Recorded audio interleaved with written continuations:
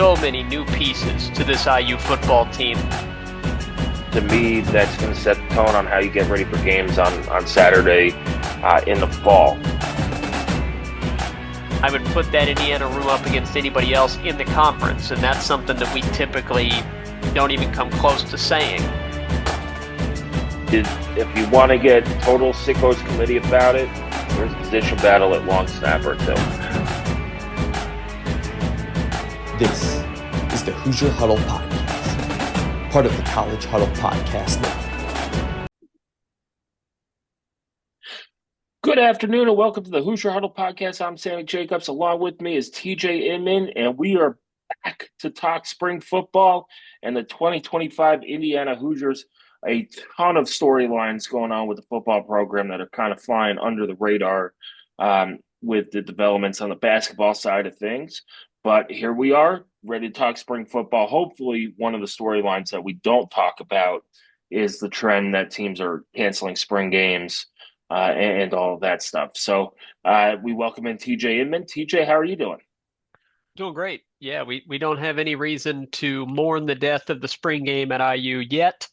If that develops, we will discuss whatever replacements they come up with. But hopefully, we get to see at least one more. But it does seem to be trending nationally towards the spring game becoming a dinosaur.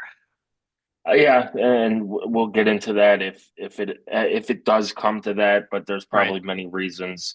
But let's talk about the top storylines going into the spring. The number one that I put was, can IU build on the foundation that was laid by Curt Cignetti and his staff last year?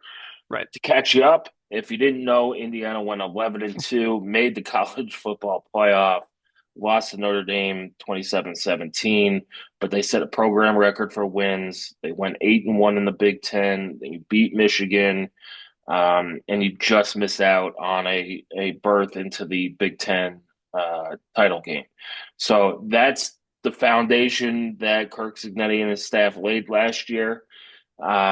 We've seen successful teams at IU before recently with Tom Allen. And, you thought that 2020 year was a solid foundation to build upon. Obviously, it was not. But this, it's as solid as, the transfer portal will allow it to be. And the NIL era will allow a foundation to be. So Indiana comes off an 11-win season, and they bring in a top 40 transfer class with a top 20 transfer class with a lot of talent, to kind of back up next year. TJ, what's your takeaway on the foundation that was built, and then can Curt Cignetti build upon that foundation? Yeah. So I think the first challenge that you have is this immense feeling of accomplishment, right? That you hear multiple weeks of how great you are, how amazing the coaching staff is, and how great the team is, and how much fun it is to be awesome at football as a program. That's what you hear on social media, around Wilmington, everywhere that these players go, and Curt Cignetti and his staff being able to quickly have to turn the page with these guys and say, okay, that was 2024's team. What are you guys going to do for Indiana football, right? What is going to be your legacy as a team? That's that first challenge, is not being satisfied and remaining hungry and continuing to do the things that helped you be so successful in 2024. So that's what this spring is all about, is integrating those new players into the culture and then continuing to set that culture and play to your standard. I think that I trust this coaching staff, and I think a big reason why is because of the continuity they were able to keep. Bryant Haynes, despite overtures from other schools, new contract, handsomely paid now, as he was before, but now even more so. Mike Shanahan stays intact. really minimal turnover on the coaching staff. You're just looking at the quarterback coach position as really the only significant addition or subtraction. So uh, that's a big deal that should help. And then a core group of players that are returning that were a part of that last year on the defensive side: Aiden Fisher, Mikael Kamara, D'Angelo Pons, Amari Farrell. Uh, Lots of guys on the defense coming back. On the offensive side, some veterans as well: Elijah Surratt, Omar Cooper, some offensive linemen like Carter Smith that are coming back. So you've got enough pieces coming back, but then for the spring, we're going to be looking at a lot of these new additions on offense. You have a new quarterback one, Fernando Mendoza, and that's obviously where we start pretty much every offseason is the quarterback position. Uh, Yep. Mendoza, no injuries that we're aware of. He is going to be a full go during the spring, and getting him integrated into the offense, figuring out exactly what he's comfortable with, and maybe what he's not comfortable with, and what you need to work on. Um, and then getting that relationship built up with IU's receivers, both the new ones and the ones that are coming back, like Surratt and Cooper. So that's where you start right there, is with that quarterback position.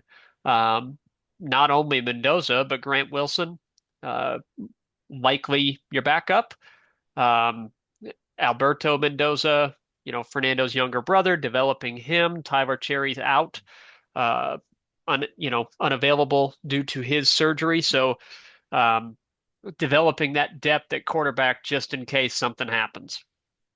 Yeah, and we'll talk about Fernando Mendoza as our first or second storyline. As as always, you're coming off a year where Curtis Rourke got two first place Heisman votes. Um, probably should have been arguably first team All Big Ten quarterback Sure. as well. Has an argument for All American. Had an outstanding year. Then we find out after the year he played on one knee for the entire season, and then half the season with a thumb injury that looked like a hockey puck late in the year, where it's Hmm. dark purple and all that stuff. So as well as Curtis Rourke played, imagine having a guy who's 100% healthy, who has the tools and that are on par with a quarterback like Curtis Rourke. Mendoza comes in after throwing for 3,000 yards at Cal. He's played in some big time environments, went to Auburn and beat them, even though it wasn't a great Auburn team. Traveling from the West Coast down to the Plains in Alabama and beating an SEC team is nothing to scoff at. So Yep. he's not going to be intimidated by the stadiums he goes into. Um, and his ability is on par or better than Curtis Rourke in terms of just raw talent. So can they get Sure. him in? Can they coach him up? Because it just seemed the offense was special. It clicked. Any play, it seemed it worked well outside of the two games against Ohio State and Notre Dame. But you know, being in for spring, being a veteran guy, and building these relationships with these receivers is going to be huge. And then I think one of the underrated moves is Grant Wilson coming in from ODU, and you know the IU staff probably knew that Tyler Cherry would likely be unavailable for the Right. year or most of the year, to go get a guy who, yeah, he was injured for most of last year, but has played significant amount of snaps, has thrown for a significant amount of yards, even at a group of five school, who could come in and take over if you need to, if Mhm. something happens, which you didn't have in the last few years of the Tom Allen era. Michael Penix went down. He had an inexperienced Jack Tuttle come in. He gets hurt. You're throwing Donovan McCulley, and you start a walk-on quarterback, Grant Grimmel, against Purdue in the bucket game. Then the next year, the same thing happens. Your starter gets hurt, or Basilak doesn't play well. The guy you count on for 2023, leg explodes against Purdue. He can't be so to have consistency and to have depth at quarterback is going to be huge. And I think this year, you're the question mark is how good is Fernando Mendoza and how good can he be in the offense, not can he win the job in fall camp. You know Right. who quarterback one is going to be, and then you build the depth behind him, which outside of last year, IU hasn't had for a while. Right. So let's get into some of these other storylines. Um, I want to skip down to the fourth one that I put with us is how do these new pieces fit in? Mhm.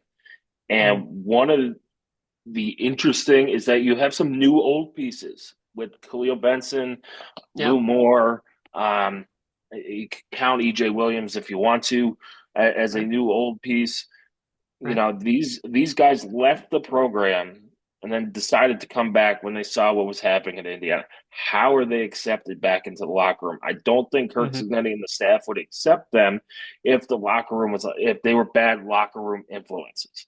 Right. But that's just a different dynamic than your regular transfer. So how do they fit in? But let's talk about some of the other pieces, especially a wide receiver, offensive line, and then on the defense.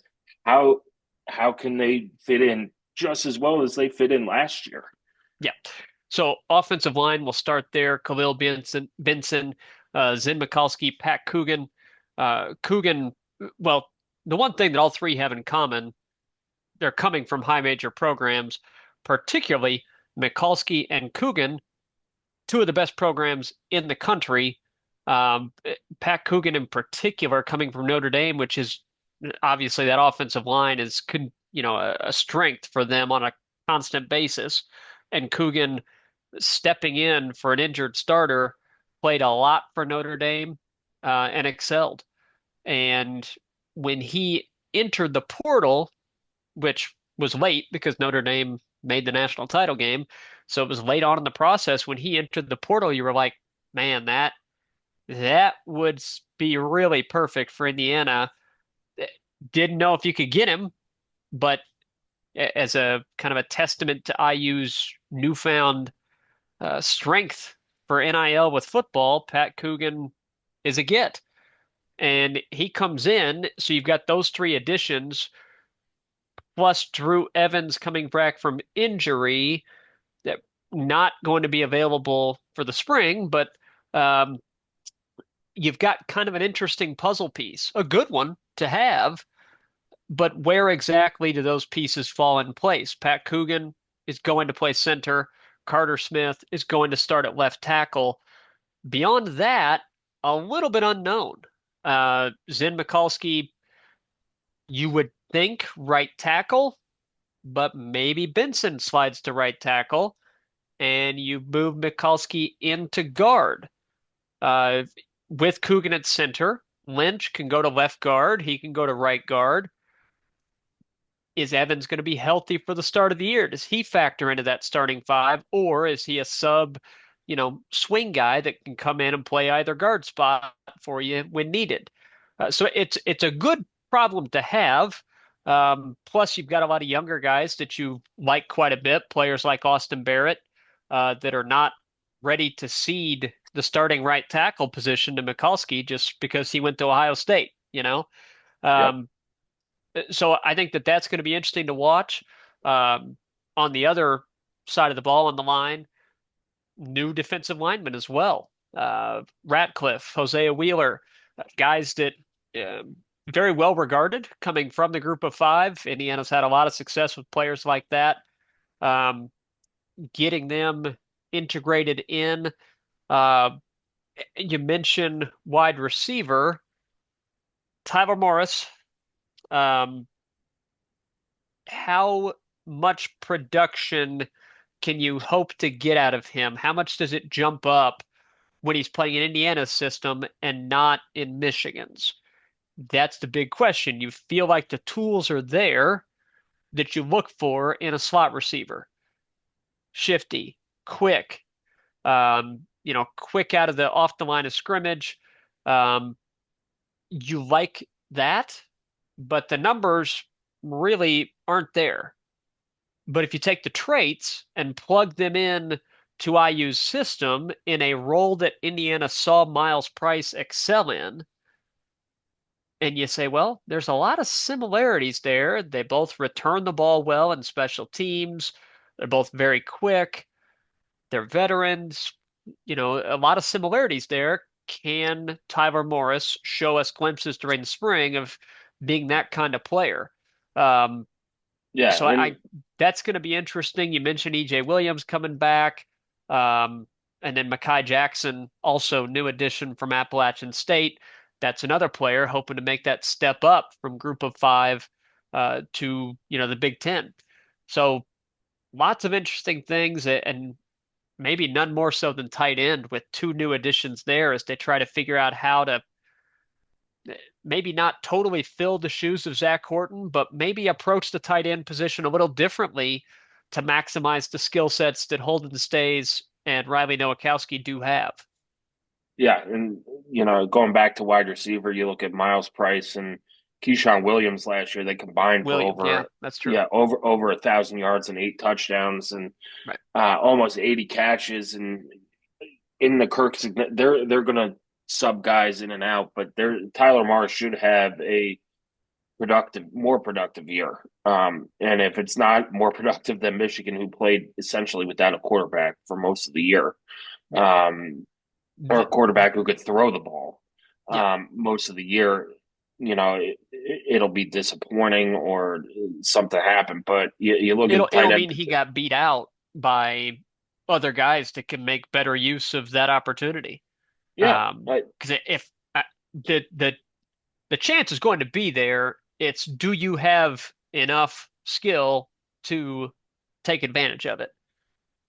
correct. Because And then you have there's plenty of guys on this roster that I think would gladly step into that role if Morris can't fulfill it.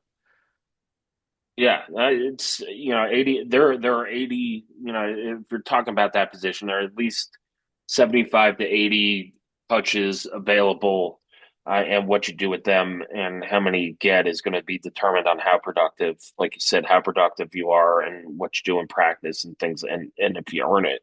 At tight end, Zach Horton, he only had 21 catches, 189 yards, and 4 touchdowns, but that guy made the offense go. He was the heart and soul of the Indiana offense.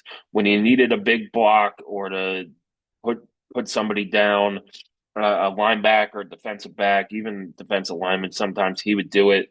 And I think you got two guys who, if you combine them, would be a nice Zach Horton with better ability to catch and probably run downfield in stays. But it was just Zach Horton was just a dude, and that's I mean, Yeah. that's how you describe him. He was an absolute dude for the offense, and that'll be tough to replace. We'll see. Now Nowakowski coming from Wisconsin is also that type of player, a hard Right. nosed, going to block, can catch the ball in the backfield. But can they make up for that locker room, that just will to win that Zach Horton brought to the team? Holden The Stays, real quick on him. I mean, it's hard not to be really excited when you just look at him. Um, he has exactly the frame that you're looking for in a, high end tight end. Uh, Coming from Tennessee, and you look at him and oh man, we got our vertical pass catching tight end. Uh, what he's graded out best at is blocking. He's graded out as a really good blocker. So I think he's going to be really, really interesting um, for how Indiana chooses to use him. Because I do think he has, and I'm sure that it was part of the recruiting pitch to him, the ability to get more involved in the passing game. Yeah, Um, but he is, at least on Pro Football Focus and what I've seen in his highlights and watching Tennessee games, he's a really good blocker. So I think he's going to be kind of an interesting chess piece for Mike Shanahan because I Zach Horton did a lot of things really well. He does not have the athletic gifts that that Holden Stays has. So And that does not mean that Holden Staes is a better player than Zach Horton. It just means in terms of athletic ability, Holden Staes does have a higher ceiling there. So I'm just interested to see how they kind of utilize that piece in the Yeah, offense. But he was, I think, the number one rated tight end by 247 in the transfer portal. So obviously there's talent there. It's how you can. His pass catching production did not match his rating and things like that, but his blocking skills were impressive. Can Curt Cignetti and Mike Shanahan put him in position to make big plays? The next storyline we're going to watch, that there are position battles all over. Um, you look at safety, linebacker, defensive line, and all those things. You look at linebacker, you're losing Jalen Walker, who was an absolute athletic freak. Now, Aiden Fisher got a lot of the headlines early in the season and for most of the season, but late in the season, Jalen Walker was an absolute beast at tight end. He had a couple interceptions, or influenced balls that ended up being interceptions. He's going to be tough to replace. Now, is Isaiah Jones, who had a good year but is not as athletic, or Elijah Hardy, who came in and got playing time as a redshirt freshman, and when he did play, made plays and is a little bit more athletic than Isaiah Jones. Does he step into the starting role? And that's one of those position battles I'm excited to see in fall camp. Who starts alongside Aiden Fisher, and mhm. can you build depth there? Quentin Clark, your guy over at linebacker too. Have heard the coaches love him. Was coming off an injury last season, and should be fully ready to go. Can he be the sleeper in that battle and insert himself to be the linebacker that not only TJ thinks he could be, but the coaching staff and all that stuff. Along the defensive line, you lose CJ West, Zach Carpenter, who is kind of the Zach Horton of the defense. Not like if you see him, you don't think he's a Big Ten defensive lineman, let alone defender. Um, but his just he had that dog in him too. So you bring in Hosea Wheeler, who's performed well against Power Five competition at Mhm. Western Kentucky, and then Radcliffe from Texas State. Both guys are all conference guys at the G5 level, and you have to trust the staff. They've shown it time and time again. They could take talent from the lower levels on the defensive line and turn them into productive Big Ten players, if not just productive, but all Big Ten players and things Yeah. like that. Well, and then you're You're, you're counting on development there as well, right? With Marcus Burris, Tyreek Tucker, uh, yep, Tadarius Collins, Mario Landino, along that front, not necessarily just on the interior, but along that front, you're counting on development from those returning players. What for this team and for this program, what does year two in the system look like for these returning guys?